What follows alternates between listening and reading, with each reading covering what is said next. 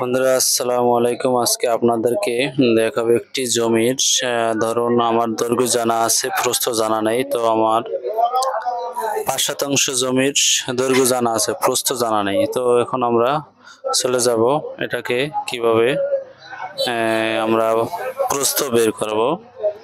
তো আসুন, ভিডিওটি ভালো লাগলে অবশ্যই লাইক কমেন্ট শেয়ার করে দিবেন এবং সাবস্ক্রাইব করে দিবেন আমার চ্যানেলটিকে। আসুন তো আমরা দেখে নেই।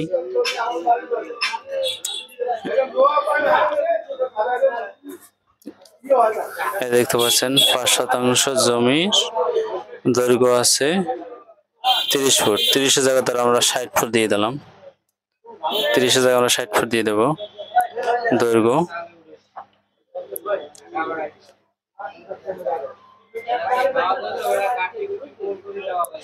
দৈর্ঘ্য 60 ফুট। এই যে দৈর্ঘ্য 60 ফুট দিয়ে দিলাম। এই যে বন্ধুরা দেখতে পাচ্ছেন 435.6 গুণন, এই যে আমার জমির পরিমাণটা লিখে দিলাম, গুণ দিয়ে দিলাম। তো এখানে আপনারা ক্যালকুলেটর করে গুণ দিয়ে নেবেন। তো এখানে আমরা পেলাম 2138, 2178।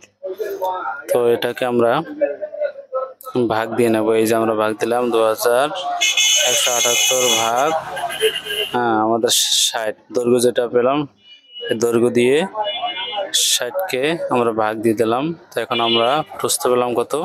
36.3 ইঞ্চি। 36.3 ইঞ্চি আমরা কি পেলাম? প্রস্থ পেয়ে গেলাম। তো বন্ধুরা, এই ছিল আমাদের ভিডিওটি। যদি ভালো লাগে অবশ্যই লাইক কমেন্ট শেয়ার করে পাশে থাকবেন। ভিডিওটি ভালো লাগলে চ্যানেলটি সাবস্ক্রাইব করে দেবেন, নোটিফিকেশন বেল অন করে দেবেন এবং নতুন নতুন ভিডিও সবার আগে পাওয়ার জন্য অবশ্যই নোটিফিকেশন বেল অন করে দেবেন। আসসালামু আলাইকুম।